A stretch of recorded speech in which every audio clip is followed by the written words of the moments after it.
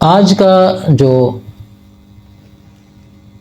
موضوع ہے وہ اس حوالے سے بہت اہم ہے کہ کئی ایک اسرا کے جو راہی ہیں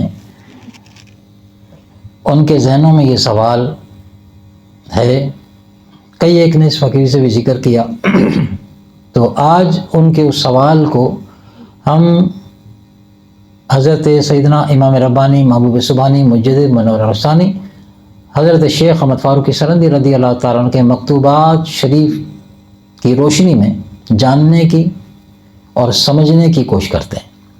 درود پڑھی اللہم صلی علی سیدنا مولانا مولانا محمد وعلی آلہ وصحبہ اجمعین۔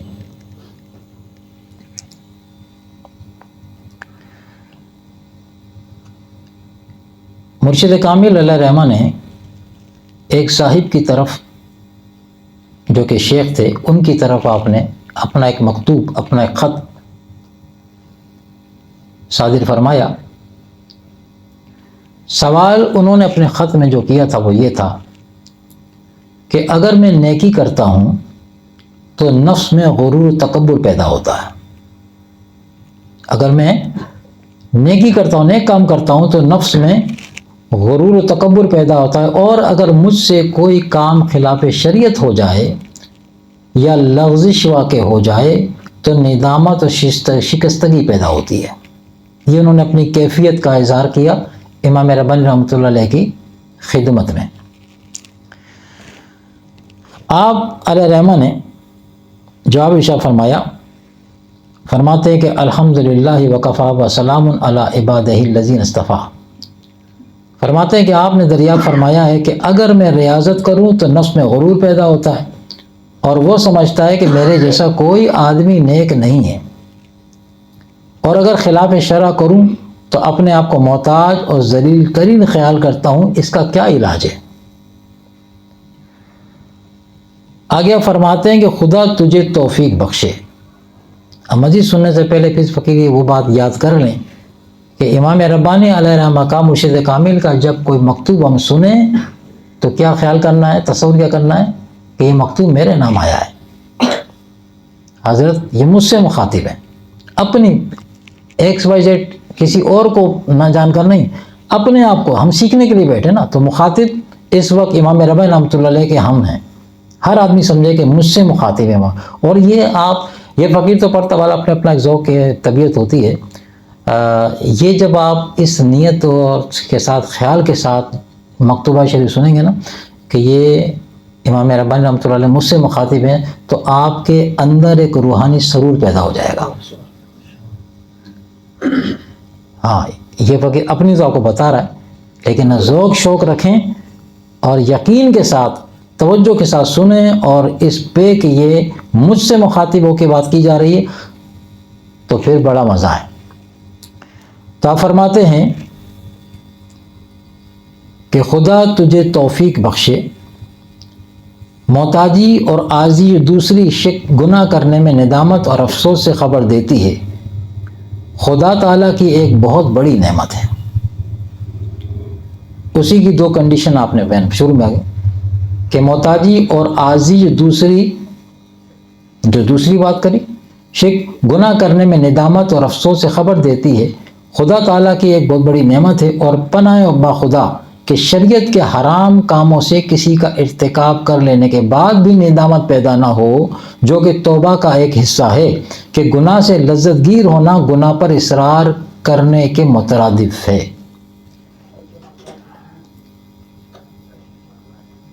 گناہ سے لذت گیر ہونا، گناہ سے لذت حاصل کرنا، گناہ سے مزہ لینا، فرمایا کہ گناہ پر اصرار کرنے کے مترادف ہیں، اور اگر چھوٹے صغیرہ گناہ پر اصرار ہو تو وہ کبیرہ ہو جاتا ہے،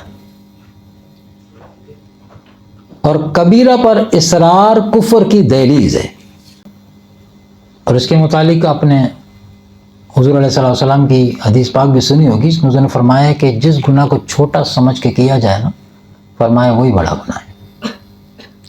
پھر ایک جگہ فرمایا کہ آدمی چھوٹے گناہ کرتے کرتے بڑے گناہ کرنے پر دلیر ہو جاتا ہے۔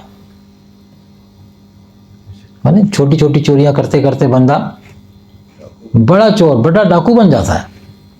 اگر اسے چھوٹی چوریوں پر انتباہ کر دیا جائے، وہی سزا دے دی جائے تو ڈاکو نہیں بن سکتا، رک جائے گا وہاں سے. تو فرمایا کہ گناہ سے لذت گیر ہونا گناہ پر اصرار کرنے کے مترادف ہے، اور اگر چھوٹے صغیرہ گناہ پر اصرار ہو تو کبیرہ ہو جاتا ہے. اور کبیرہ پر اصرار کرنا، کبیرہ گناہ پر اصرار ایک مطلب ہو گیا، آدمی توبہ کر لی، ٹھیک ہے، چھوڑ دیا، لیکن پھر وہ لگاتار اسی پہ چل رہا ہے بھی کبیرہ گناہ، اور اس پہ مسلسل وہ بار بار اس پہ اصرار کر رہا ہے. تو فرمایا یہ کبیرہ گناہ کا جو اصرار ہے نا، کرتے ہی رہنا مسلسل، فرمایا اس کو کفر کی دہلیز پہ لے جائے گا، کفر کے دروازے پہ کھڑا کر دے گا اس کو. اب گیا کہ تب گیا. ہم اس کو بڑا لائٹ لیتے ہیں، ہمیں تو شاید یہ بھی نہیں پتا کہ صغیرہ گناہ کون سے کبیرہ گناہ کون سے. ہم تو اس میں کیونکہ دینی معاملات سے اتنے وہ ہے ہی نہیں. فرمایا کہ سوال کے پہلے حصے کا ما حاصل یہ ہے کہ نیک اعمال کی بجاوری کے بعد غرور پیدا ہوتا ہے، اور یہ غرور زہر قاتل ہے اور لا علاج و ہلاک کرنے والا مرض ہے جو نیک اعمال کو اسی طرح نیست و نابود کر دیتا ہے جس طرح خشک لکڑیوں کو آگ جلا کر تباہ کر دیتی ہے. اور غرور اس لیے پیدا ہوتا ہے کہ عمل کرنے والے کی نگاہ میں اپنے اعمال نہایت خوشنما معلوم ہوتے ہیں اور ان کو اچھا سمجھتا ہے، تو اس کا علاج اس کی ضد سے کرنا چاہیے. یہ بہت سو کے، یہ تو فقیر کہے کہ ہر دوسرے آدمی کے ذہنوں کا سوال جس کا جواب دے رہے ہیں سب. یہ جو تعلیم و تعلم کی بات ہے نا، تربیت کے حوالے سے فرماتے ہیں کہ چاہیے کہ اپنی نیکیوں کو نا خالص سمجھے. نا خالص، ایک ہوتا ہے خالص، ایک ہوتا ہے نا خالص، یعنی کہ خالص نہ سمجھے اپنی نیکیوں کو، اور نیکیوں کے پوشیدہ قبائح کو اپنی نگاہ میں رکھے تاکہ اپنے آپ کو قاصر سمجھے بلکہ لعنت و ملامت کے قابل جانے. رسول اللہ صلی اللہ علیہ وسلم نے فرمایا کہ بہت سے قرآن پڑھنے والے ایسے ہوتے ہیں کہ خود قرآن ان پر لعنت کر رہا ہوتا ہے. قرآن پڑھنے والے، اللہ کلام پڑھنے والے. اور کتنے ہی ایسے روزہ دار ہیں جن کو روزے سے سوائے بھوک اور پیاس کے اور کچھ نصیب نہیں ہوتا. فاقہ کش. تو اللہ کو ایسے روزہ داروں کی بھوک و پیاس سے کوئی لینا دینا نہیں ہے. تمہارے فاقوں کی اللہ کو حاجت نہیں ہے. روزے کا رکھنے کا جو مقصود ہے اگر وہی حاصل نہ ہوا تو پھر اللہ کو تو بھوکا رکھنے کی حاجت تھوڑی ہے. وہ تو کسی مقصد کے تحت ہم سے روزے رکھواتا ہے. اس بات کو پھر سن لیں کہ چاہیے کہ اپنی نیکی کو ناخالص سمجھے اور نیکیوں کے پوشیدہ قبائح کو اپنی نگاہ میں رکھے تاکہ اپنے آپ کو قاصر سمجھے بلکہ لعنت و ملامت کے قابل جانے. رسول اللہ صلی اللہ علیہ وسلم نے فرمایا کہ بہت سے قرآن پڑھنے والے ایسے ہیں کہ خود قرآن پر لعنت کرتا ہے، اور کتنے ہی ایسے روزہ دار ہیں جن کو روزے سے سوائے بھوک اور پیاس کے اور کچھ نصیب نہیں ہوتا. یہ کبھی خیال نہ کرنا چاہیے کہ اس کی اپنی نیکیوں میں کوئی قباحت نہیں ہے،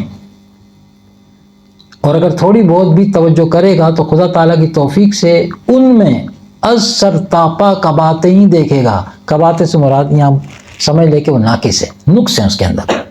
میں نے ایک نیکی کی اور میں سمجھ یہ بالکل پرفیکٹ ہے، میں نے بڑا اچھا کام کیا، الف سے لے کے یہ تک یا تک بالکل اس میں کوئی کجی نہیں ہے، بڑی زبردست قسم کی نیکی ہے. میں نے حج کیا، میں نے عمرہ کیا وغیرہ وغیرہ، میں نے صدقات کیے، خیرات کی، ٹھیک ہے. یا ہم یہ کام کر رہے ہیں مثال کے طور پہ، یہیں سے لے لیتے ہیں نا. اب یہ فقیر سمجھے کہ میں نے جو کام شروع کیا، جو میں کام کر رہا ہوں، یا جو یہ درس والا کام ہے، یہ 100% بالکل میں بالکل صحیح کر رہا ہوں، اس میں کوئی غلطی نہیں ہے، کوئی اس میں قباحت نہیں ہے. تو یہ چیز انسان کے اندر تکبر پیدا کر دے گی. جب اپنی نیکی اس کو خود حسین نظر آنے لگی نا، نیکی خود دیکھنے کے لیے نہیں ہے. اگر نیکی اپنی نیکی کے آنے میں اپنے ہی آپ کو دیکھے گا تو دھوکہ کھا جائے گا. وہ بڑے ایک جملہ کہتے آئے تھے نا کہ نیکی کر دریا میں ڈال، نیکی کرو بھول جاؤ. یہ اسی سینس کے اندر ساری باتیں کہ نیکی اگر کر لی ہے تو اسے ریٹرن کر دیں خدا کی طرف کہ پروردگار عالم میں نے کی نہیں، تو نے کروائی ہے.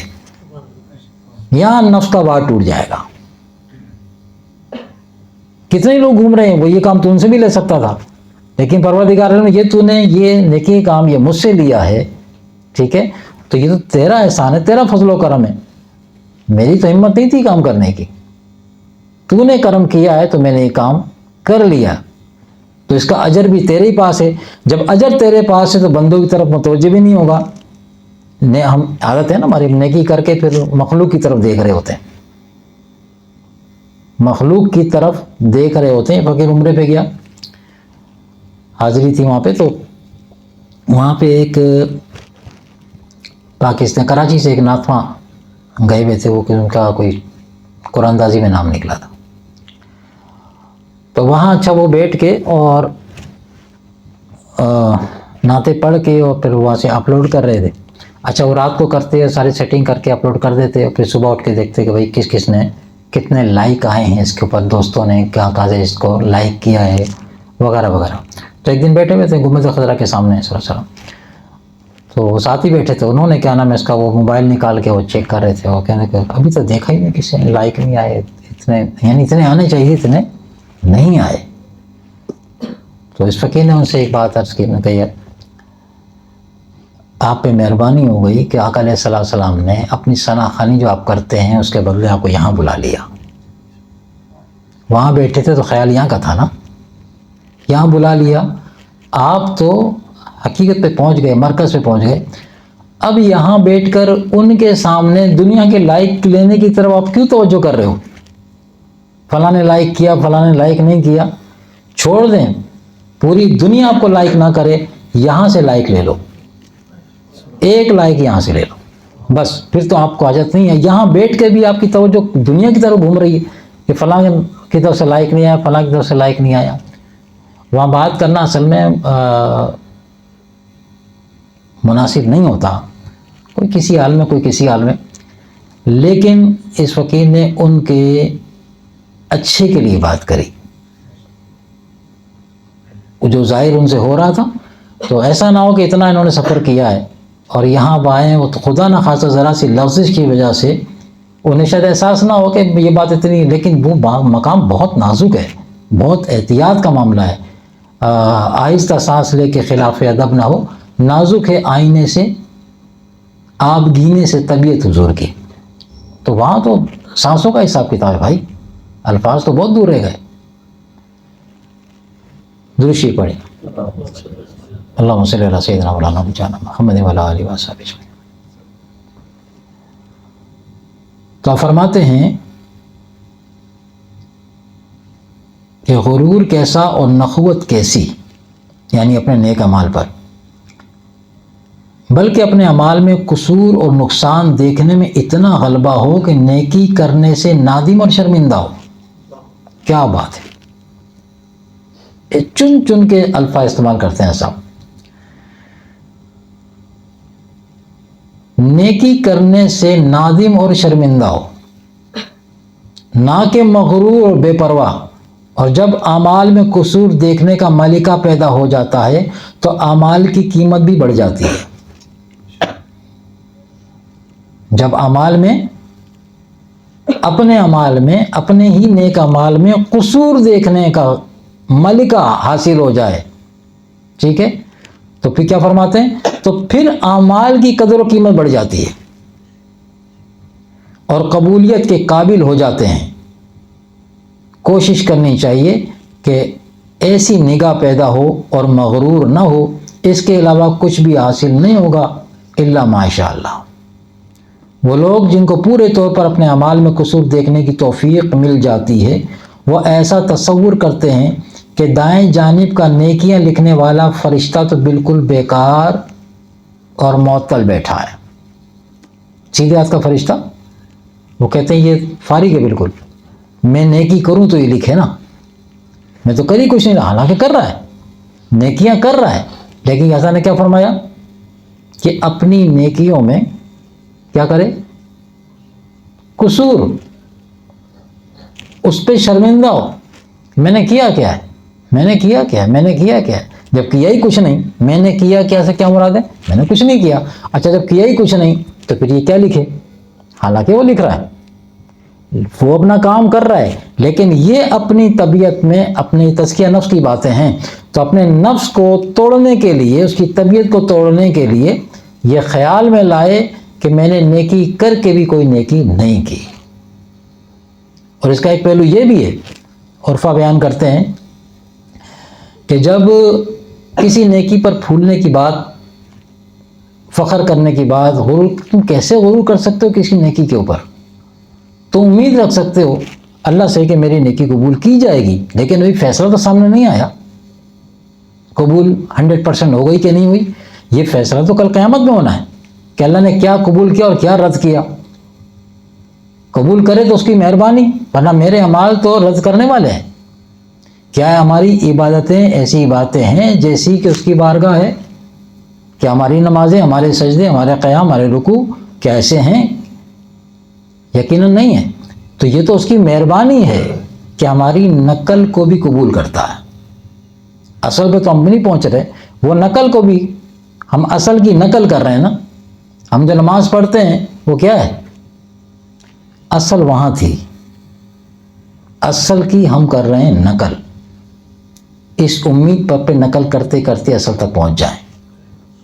اس کوشش کو وہ قبول کرنے والا اپنے فضل و کرم کے ساتھ۔ تو ابھی تو ہمیں تو نہیں پتہ چلا، قیامت کے دن یہ تو فیصلہ ہونا ہے کہ کیا رد۔ تو عرفہ جنہیں اللہ کی معرفت حاصل ہے وہ اس بات سے کانپتے ہیں کہ اللہ پتہ نہیں کہ تیرے پاس جو خفیہ تدبیر ہمارے لیے وہ کیا ہے۔ ہماری جو ڈیوٹی ہم کر رہے ہیں، جو تو نے کام کر رہے ہیں، لیکن کل قیامت میں اگر تو نے کہہ دیا میں نے تمہارا کچھ قبول نہیں کیا، تو ابھی تو فیصلہ ہونا باقی ہے۔ اس بات سے وہ لرزتے ہیں۔ وہ اپنے آپ کو مقبولان بارگاہ، دنیا کہتی ہے مقبولان بارگاہ آپ کی دعائیں قبول ہوتی ہیں، مگر وہ راتوں کو روتے ہیں۔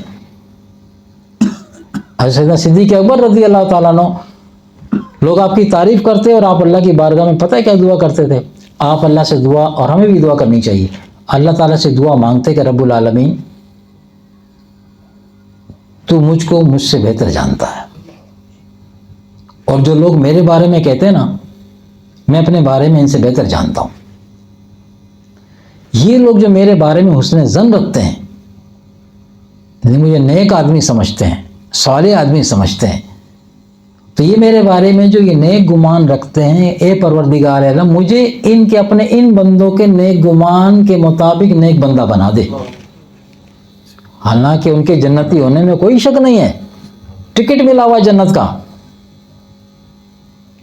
انہیں آخرت کے فیصلے کا انتظار نہیں ہے۔ سرکار نے یہاں آؤٹ کر دیا ان کا رزلٹ۔ جن کے رزلٹ آؤٹ ہو چکے ہیں ان کی جنت ان پہ واجب ہو چکی ہے کہ اللہ ان کا احسان کا بدلہ اتارے گا، اللہ ان کے احسان کا بدلہ اتارے گا۔ وہ کہہ رہے ہیں کہ جو تیرے بندے میرے بارے میں نیک گمان کرتے ہیں، اللہ تعالیٰ مجھے اپنے ان بندوں کے نیک گمان کے مطابق نیک صالح بنا دے۔ یہ تعلیم ہے، یہ اب انتہا ہے نا۔ دیکھو اب ہم اندازہ لگا لیں پھر ہم کہاں کھڑے۔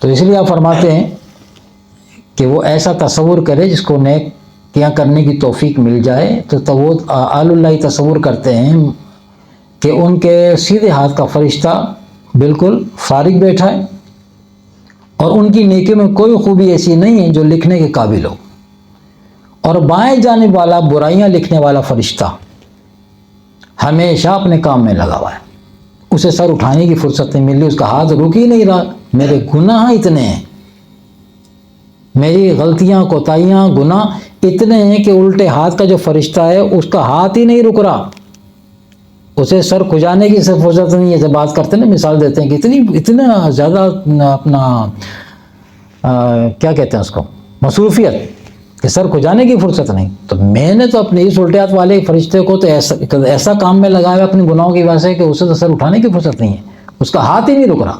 اس قدر میرے گناہ، وہ لکھتا ہی چلا جا رہا ہے، لکھتا ہی، وہ فارغ ہی نہیں ہو رہا۔ تو نیکیاں کرنے کے ساتھ ساتھ فرمایا کہ اپنے الٹے ہاتھ والے فرشتے کو بارے میں یہی گمان کرے کہ میری گناہ اتنے ہیں، میرے گناہ اتنے ہیں کہ میرا الٹے ہاتھ والا فرشتہ لکھتا ہی چلا جا رہا ہے۔ اب اندازہ لگائیں، جو صاحب میزان قائم کر رہے ہیں دونوں فرشتوں کا، نیکیاں لکھنے والے کا اور بدی لکھنے والے کا، ان دونوں کے بیچ میں بندہ ہے، ٹھیک ہے، ہم طریقت کے والے سے بات کر رہے ہیں، اسلام کے سالک ہے۔ اب جب جس طرح صاحب ارشاد فرما رہے ہیں، مرشد کامل ارشاد فرما رہے ہیں، تو اس سوچ کے ساتھ جب بندہ چلے گا نا تو پھر اندازہ لگائیں اس میں تکبر آئے گا، اس میں غرور پیدا ہو سکتا ہے کہ یہ سمجھے کہ میرے پلے ہی کچھ نہیں، ایک نیکی بھی نہیں ہے میرے پاس، تو باقی اس کی نگاہ میں اچھے بن کے نظر آئیں گے اور وہ اپنے آپ کو سب سے زیادہ برا جانے گا۔ کیوں؟ یہ صرف لفاظی نہیں ہے، اس پہ حقیقی معنی میں عمل کرنا ہوگا۔ واقعی میں نے کوئی نیک کام نہیں کیا، اگر کیا تو اس میں خوبی نہیں ہے، نیک کام میں کیا تو ہے مگر اس میں وہ خوبی جس کو قبول کیا جاتا ہے، خدا جانے خدا کی بارگاہ کے لائق ہے بھی کہ نہیں، یہ تو کل پتہ چلے گا، یہ تو کل پتہ چلے گا۔ تو فرمایا کہ تمام برائیاں ہی برائیاں ہیں، لکھنے والا فرشتہ ہمیشہ کام میں لگا ہوا ہے کیونکہ میرے وجود میں تمام برائیاں ہی برائیاں ہیں۔ اور جب عارف کا معاملہ اس حد تک پہنچ جاتا ہے، عارف کس کو کہتے ہیں؟ ہم تو نام رکھتے ہیں نا عارف، عارف کا معنی ہے معرفت والا، جس کو معرفت میں پہچان مل جائے۔ اللہ کی معرفت کہتے ہیں نا، اللہ کی پہچان، اللہ کی شناسائی، یہ اس کو حاصل ہو جائے، اسے کہتے ہیں کہ اولیاء اللہ میں ایک گروہ ہے، یعنی اس کو معرف کہتے ہیں۔ عارف جو عارف ہیں، آپ عارف کی بات فرما رہے ہیں کہ جب عارف کا معاملہ اس حد تک پہنچ جاتا ہے تو اس کے ساتھ جو معاملہ ہوتا ہے وہ حد بیان و تحریر سے باہر ہے۔ اب اللہ تعالیٰ اس کا جو معاملہ کرتا ہے نا اپنے فضل و کرم کا، کہ جب بندہ اپنے آپ کو بالکل نیچے لے گیا، ہم کہتے ہیں زمین پر نہیں، ساتوں زمینوں کے نیچے لے گیا اپنے آپ کو، دفن کر دیا اس نے اپنے نفس کو، میں کچھ بھی نہیں ہوں، یہ مجھ سے بہتر ہے، یہ بچہ مجھ سے بہتر ہے، فلاں مجھ سے بہتر ہے، یہ صرف کہے نہیں، یہاں سے سمجھے۔ تزکیہ نفس اس کا نام ہے کہ اندر سے صفائی، زبان سے نہیں، اندر سے صفائی ہونی ہے، اندر سے صفائی ہوگی تو پھر تزکیہ ہے۔ مثال طور پہ ہم کپڑے تو صاف پہن لیں، پاک پہن لیں، صاف چیز اور ہوتی ہے، پاک اور ہوتی ہے۔ کپڑے ہم پاک صاف پہن لیں اور جسم ہمارا ناپاک ہو، آپ نماز میں کھڑے ہو سکتے ہیں؟ لاکھ کوئی کہ کپڑے تو بالکل صاف ہیں، کوئی ایک ذرا تھا کوئی چھیٹا نہیں لگا ہوا، خوشبو بھی لگی ہے کپڑوں میں، بڑی اچالا، بڑی اپنے مہنگی خوشبو لگائی ہوئی ہے، کسی کو پتہ ہو یا نہیں ہو، آپ کو پتہ ہے کہ میرا جسم ناپاک ہے، قرآن کو آپ لگائیں گے؟ جب ناپاکی حالت میں نماز کے اندر نہیں جا سکتے، ناپاکی حالت میں قرآن مجید کو ہاتھ نہیں لگا سکتے، یہ ظاہری ناپاکی ہے۔ وہ جو اندر کی ناپاکی وہ اس سے زیادہ شدید تر ہے، یہ اس کو پاک کرنے والی باتیں ہیں۔ جب ذہن بنے گا نا اس طرح صاحب ارشاد فرما رہے ہیں، جب ذہن بنے گا اس طرح تو پھر بندے کی پرواز ہوتی ہے۔